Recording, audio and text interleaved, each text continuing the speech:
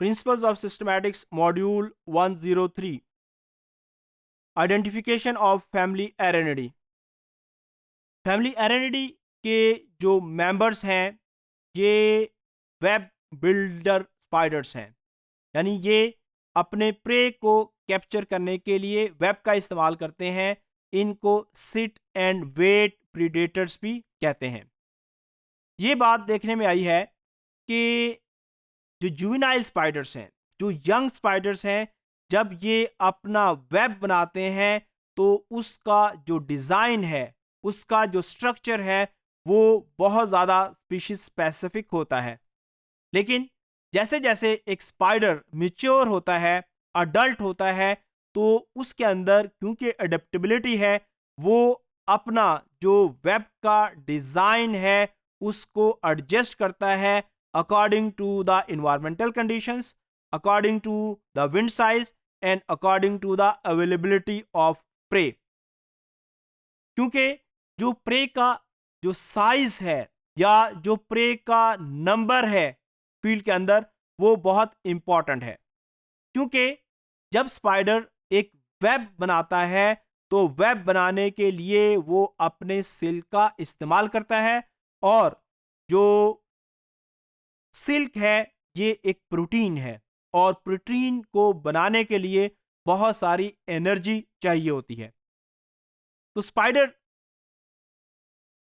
अपनी एनर्जी को कंजर्व करने के लिए अपना जो वेब का डिजाइन है उसको ऑप्टिमाइज करते हैं। फॉर एग्जाम्पल, अगर फील्ड के अंदर प्रे की डेंसिटी ज्यादा है तो ये अपना जो टोटल वेब का एरिया है वो छोटा रखते हैं। उसके साथ अगर प्रे का साइज छोटा है तो ये अपने दो स्पाइरल्स के दरमियान में जो डिस्टेंस होता है, जिसको मैश हाइट कहते हैं, उसको छोटा रखते हैं, ताकि रात के वक्त जब एक फ्लाइंग इंसेक्ट उसके वेब के करीब से गुजरे तो इसके वेब में से वो पास ना कर सके। लेकिन अगर फील्ड के अंदर जो प्रे है, अवेलेबल प्रे, उसका साइज बड़ा है तो फिर ये जो स्पाइरल्स के दरमियान में डिस्टेंस है उसको बड़ा रखते हैं। तो इस तरीके से ये अपने डिजाइन को ऑप्टिमाइज करते हैं। अब जो स्पाइडर्स हैं इनकी जो फूड है वो वेरिएबल है। ये देखने में आया है कि जो बड़े और वेब स्पाइडर्स हैं ये बड़े साइज के प्रे के ऊपर भी फीड कर लेते हैं। इवन ये भी देखने में आया है कि जो स्पाइडर का अगर एक बड़ा वेब है तो इसके जरिए ये एक छोटे बर्ड्स को भी ट्रैप कर लेते हैं।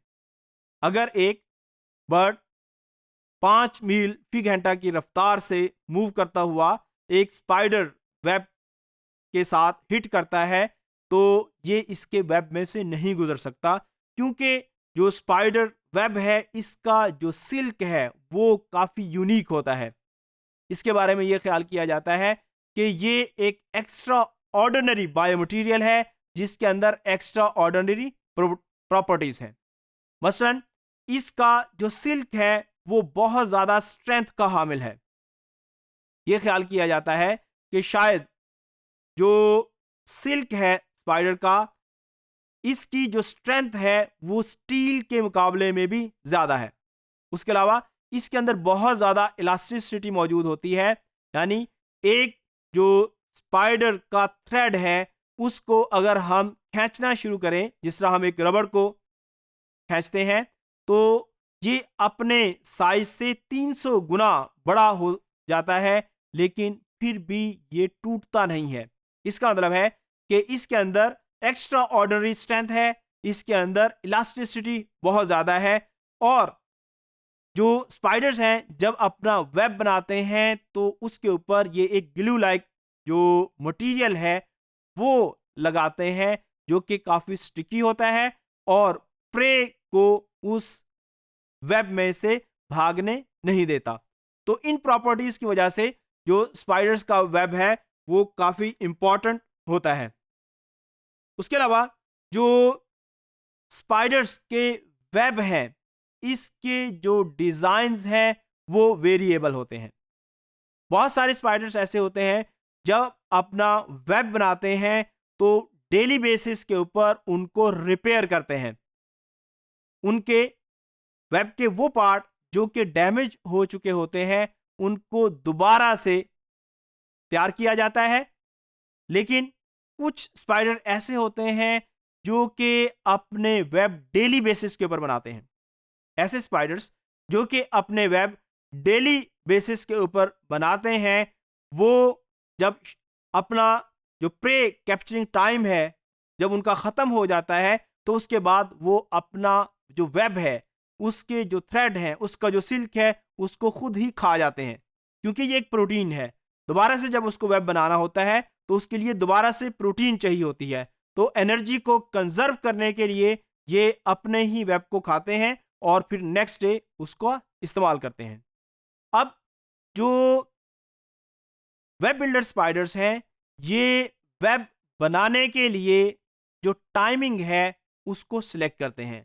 बहुत सारे स्पाइडर्स ऐसे हैं जो दिन के वक्त वेब बनाते हैं और बहुत सारे स्पाइडर्स ऐसे हैं जो रात के वक्त अपना वेब बनाते हैं।